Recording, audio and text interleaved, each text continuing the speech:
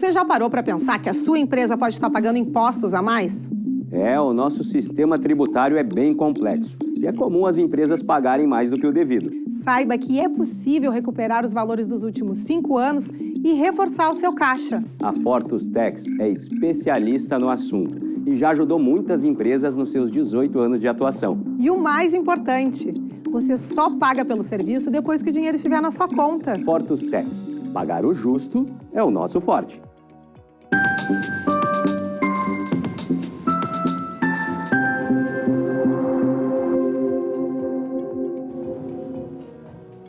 Olá, estamos começando agora o programa Papo Certo de hoje. Comigo, Amanda de Oliveira e Evanira Guiar.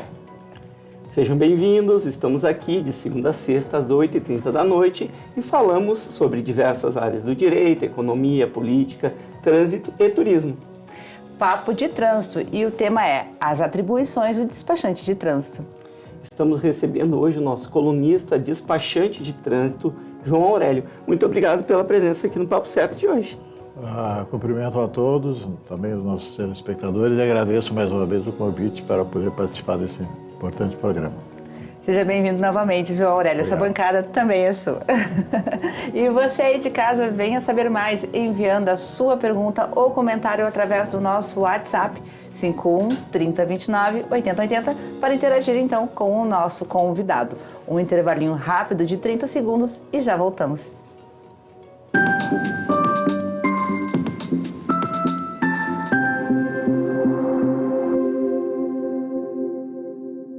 Tá difícil encontrar o profissional certo para a sua empresa? Precisa de alguém detalhista para aquela vaga no financeiro? Quem sabe um criativo para o marketing? Ou ainda, alguém focado em resultados? A Fortus RH utiliza técnicas de seleção e processos estruturados, realizando entrevistas, aplicando provas e testes específicos. Tudo isso para buscar a pessoa certa para a vaga certa. Fortus RH. Conectar pessoas é o nosso forte.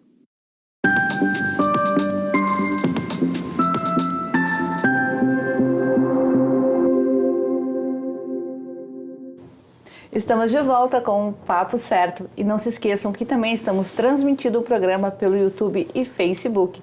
E através dessas plataformas vocês podem assistir e também compartilhar.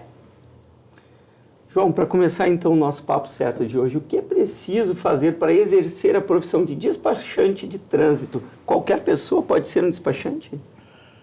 Não, agora para ingressar, a partir dos últimos 3 anos, é necessário fazer um curso, ter no mínimo o 2º grau completo e ter conhecimento, vai fazer o curso justamente para adquirir conhecimentos. Então, antes não tinha essas regras, né? Então, as pessoas iam aprendendo, trabalhando e aprendendo, né? Então, hoje já tem uma mudança, principalmente no que a legislação exige, né? Mas não é necessário um curso superior, por exemplo? Não, ainda não. E há estudos, há propostas que também tem que ter o curso superior para quem vai entrar na carreira agora. Então são mudanças que vieram com o tempo. No seu tempo era por mérito, por conhecimento, por indicação, eleição, como era? Antes a indicação é que normalmente as pessoas se aproximavam do sistema do Detran antigo e tal, como era tudo mais complicado também, né, porque não havia tecnologia, né, à disposição. E eu comecei trabalhando numa autoescola e despachante, que era tudo junto. Então ali que eu comecei e levei aquilo ali como uma situação importante, uma possibilidade, né, de fazer um trabalho diferente, porque era o que já acontecia nessa empresa, que era a segunda autoescola mais antiga do Rio Grande do Sul. E o formato, também eles a observar sempre as regras fundamentais, que era o bom atendimento, tudo corretamente feito. Então, isso para mim foi uma grande escola. E hoje, quais são as principais atribuições do despachante? Bom, o despachante hoje, ele é voltado normalmente, o despachante de trânsito, nós estamos falando a regularização de veículos, né? Eu entendo que eu ao menos sempre entendi que eu não quero existir e não existo em função da burocracia. né? Porque burocracia até é necessário, mas sim pela possibilidade de fazer com que o meu cliente, o nosso cliente, possa sair satisfeito. Nós somos vendedores de tempo, eu sempre digo, né? Porque as pessoas acham que é pela burocracia. Não, eu sempre me neguei a falar que eu existo, que o meu trabalho é em função da burocracia, e sim da minha capacidade de acompanhar a evolução, né? De me preparar e sempre procurar novas alternativas, possibilidades, ter um bom relacionamento e estudar todas as portarias, discuti-las, né, e me envolver realmente para que o cliente tenha realmente um bom serviço. Não, que ele não me eleja pela burocracia, mas sim porque ele não quer investir o tempo dele. Cada um sabe quanto vale o seu tempo. E outras pessoas simplesmente não querem se envolver com isso. Tudo isso traz segurança naquele negócio, né? Principalmente. Não só no negócio, mas na relação de trânsito. Isso é muito importante. Eu entendo o despachante como alguém que traz segurança, né, para que, no caso aqui estamos falando de trânsito, né, quem está envolvido com o trânsito. Né? Exatamente. Em agosto, completo 54 anos de atividade e eu sempre...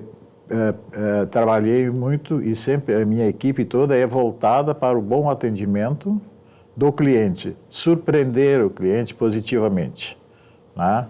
E fazer as coisas corretamente, como deve ser, né?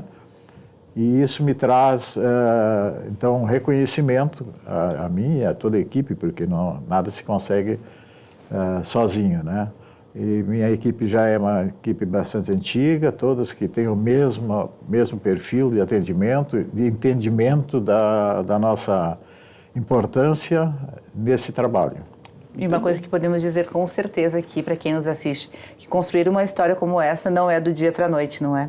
Exatamente. 54 anos não é para qualquer um.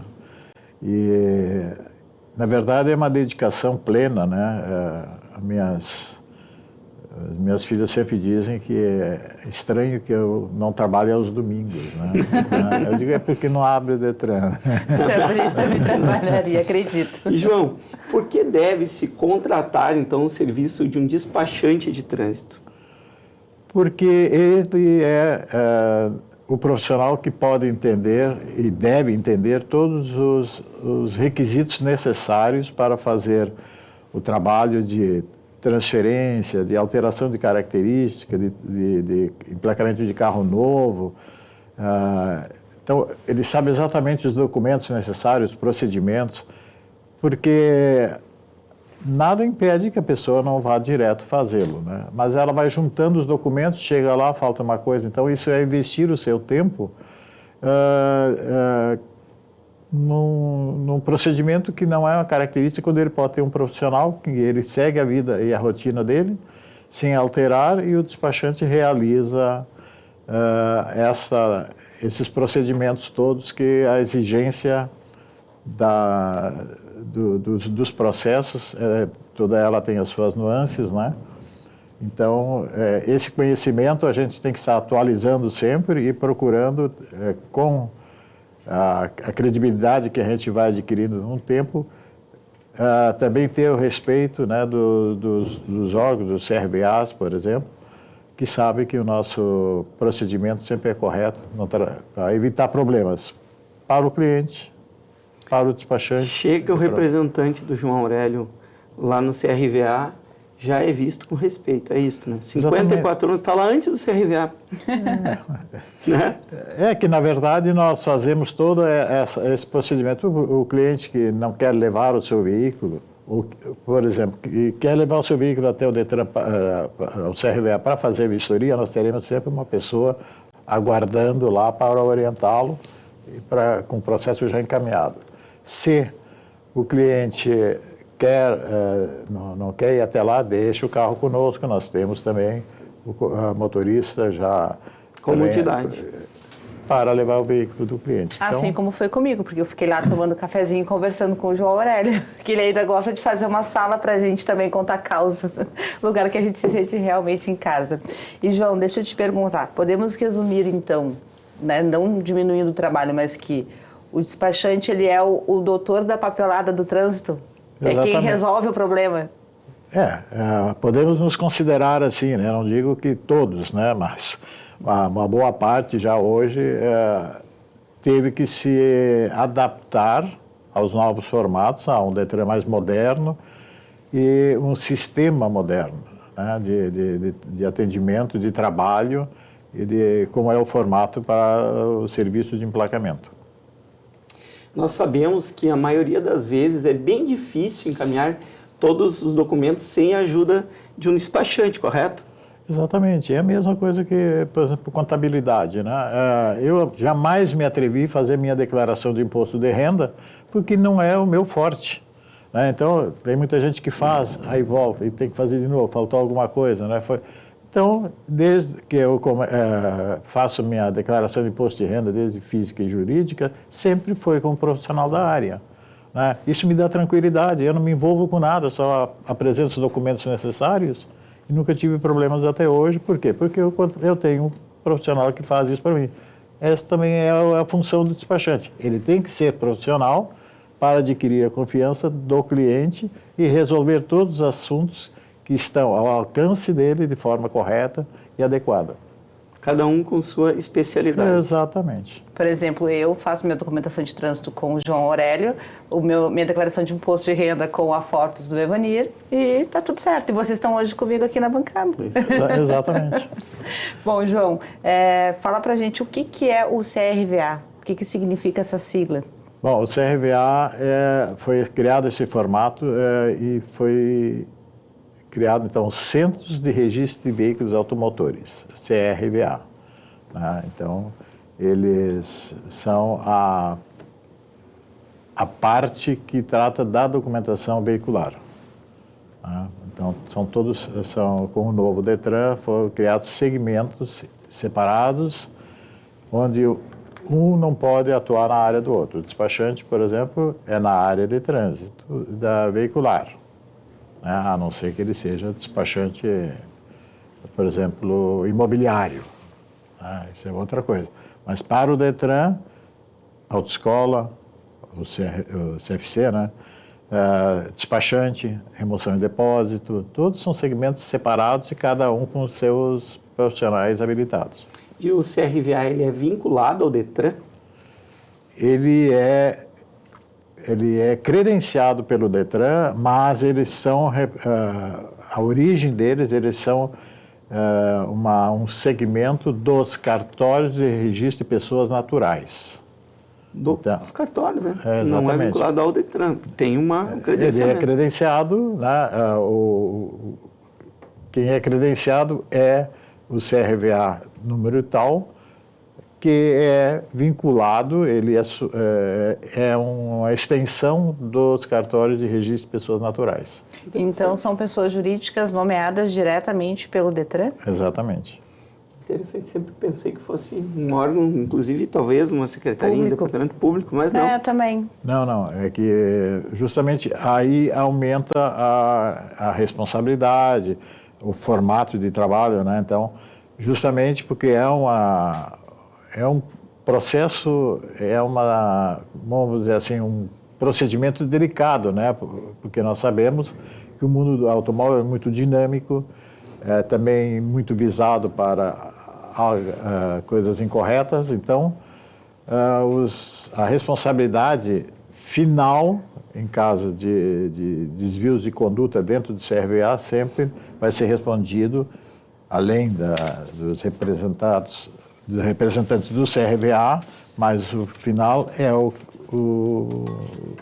do cartório, o titular do cartório. E o CRVA também, além da documentação necessária para regularização, não é? Também responsável pelas vistorias de veículos? Exatamente.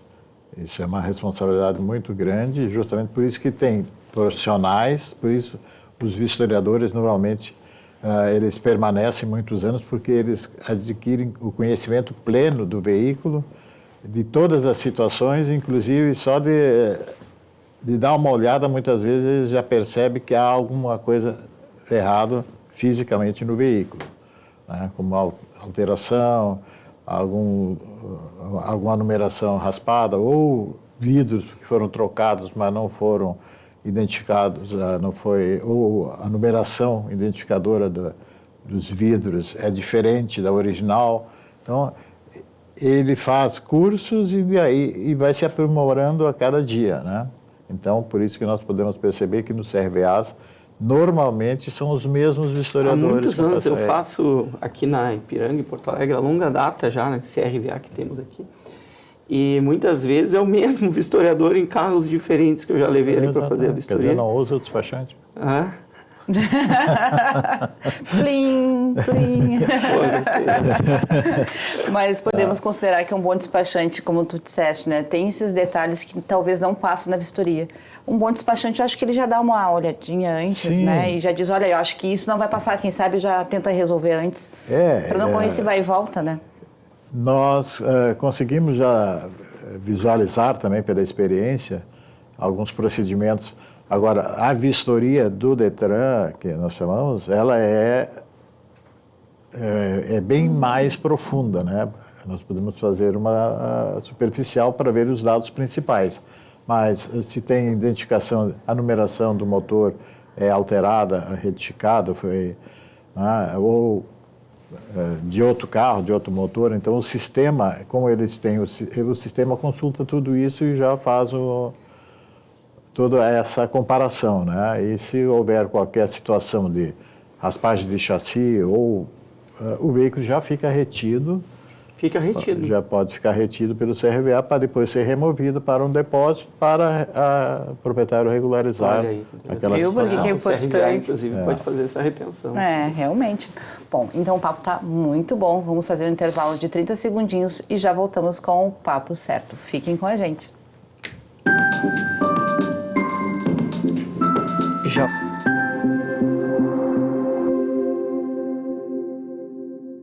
Em tempos de juros altos, margens reduzidas e incertezas, rever estratégias é fundamental para manter o seu negócio competitivo.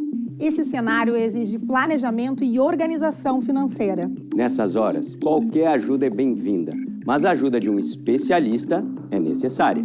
A Fortus Consulting conhece na prática e tem as soluções adequadas para cada situação. Fortus Consulting. Melhorar os seus resultados é o nosso forte.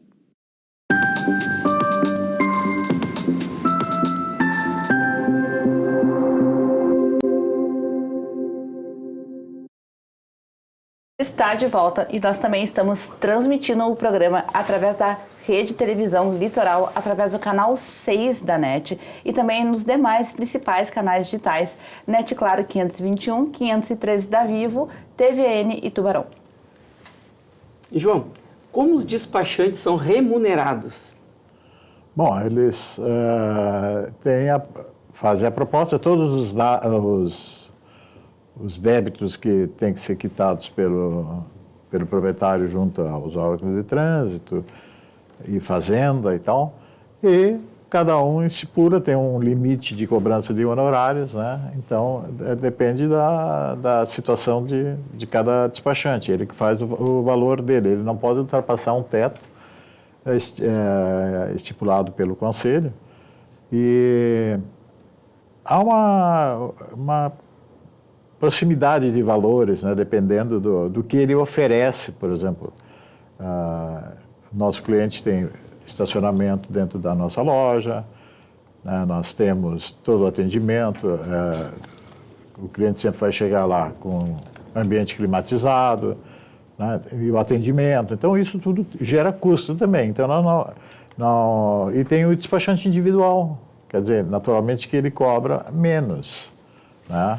Porque ele oferece outra condição de trabalho. Então, nós sempre procuramos valorizar o cliente, não interessa o tipo de veículo que ele tem. Todo ele é bem-vindo, todo ele merece o mesmo tratamento, o mesmo trabalho, porque esse é o nosso foco, todo mundo merece ter o nosso trabalho, né? Porque nós nos dedicamos a isso, então não somos seletivos. Tem muita gente que achava que a gente era muito seletivo por estar na Carlos Gomes. Não, todo mundo merece bom atendimento, atendimento correto e um preço justo. João, voltando um pouquinho ali sobre o bloco anterior, quantos CRVAs tem em Porto Alegre? Hoje nós temos divididos, são 6 CRVAs. Um lá na Zona Norte, um ali na Farrapos, outro ali na Moura Azevedo, na Zona Sul e na Ipiranga. Então, os bairros são assistidos normalmente por alguns CRVA. E depois, digamos que no restante do estado, nas principais cidades, teriam... A maioria das cidades tem, as menores, as que não comportam, que não tem tabelionato, não tem cartório, normalmente é criado uma extensão de um CRVA da região ali próxima. E aí o atendimento, às vezes, é 1 ou 2 vezes por semana em determinado horário. E esse formato de CRVAs, ele vale em todos os estados do Brasil? É tudo com a mesma formatação? Não. Isso é uma situação que foi até inédita no Brasil, justamente porque nosso DETRAN é uma autarquia. Então, o formato de atendimento que foi justamente acordado na época e feito foi justamente para não envolver todo mundo no mesmo segmento de trânsito. Né? Então, tudo é separado. Então, os outros estados, alguns procuram fazer próximo a isso, porque muitos ainda são subordinados à Secretaria de Segurança, parece 2 ou 3 estados só, e que estão tentando também mudar esse comportamento. Então, cada estado organiza o seu atendimento de trânsito. E como que é a comunicação entre esses CRVAs, então, de todo o Brasil? Os CRVAs é aqui, né? Outros estados têm outros formatos, tem os departamentos de trânsito, como nós temos aqui. E a conexão se dá entre os departamentos de trânsito, as regras principais. Né? E o formato de trabalho aí é estendido para quem representa, por exemplo, o serviço. Tem estados que tudo é feito dentro do DETRAN. O DETRAN, então, a assistência não tem, é um DETRAN só, como era aqui antes. Quando mudou aqui no estado? Porque eu me recordo, isso há 25 anos, 30 anos atrás, a gente se entrega aqui, né? Eu me recordo que era diferente esse formato, não era tão segregado, tão separado, né? Não, era tudo também no DETRAN, que era o procedimento, era no Palácio da Polícia. No Palácio da Polícia. Ali era feito tudo, o serviço de habilitação, serviço de documentação veicular, registro de acidentes, todos os segmentos que envolvem trânsito... Ficavam dentro do DETRAN, depois que houve essa separação. Exatamente, porque o DETRAN saiu da polícia e foi criada a autarquia. Então, ela teve uma nova organização. Né? Então, ela criou mecanismos de controle diferentes. Cada segmento vai ter um tipo de controle. Dentro do central, né, tem uma área específica para cuidar do CFC, outro dos remoção e depósito, outros dos guinchos, dos despachantes, autoescola, quer dizer, são todos segmentos. São vários itens realmente que a gente tem, cada um com a sua regra. Cada um tem sua Isso é muito positivo para a legislação de trânsito, porque cada um cuida do seu quadrado ali. Exatamente. Então, tem todo um processo de procedimentos que tem que ser seguidos e é controlado pelo DETRAN, que hoje é um órgão que não fica subordinado porque a secretaria, mas ele é uma autarquia. Foi em 98 que começou essa mudança, primeiro no Centro de Formação de Condutores e depois os CRVAs. Então foi segmentado e aos poucos foram surgindo a complementação com os remoção e depósito, porque ali era mais demorado, porque é muito complexo, né? A remoção e depósito, desmonte de veículos, desmanche de veículos, né? Os que têm que ser credenciados também, então que teve uma bela mudança, na minha opinião, nos últimos anos. Exatamente. Foi um dos principais na minha opinião, ter como é que é o nome desses locais que fazem a venda de peças usadas?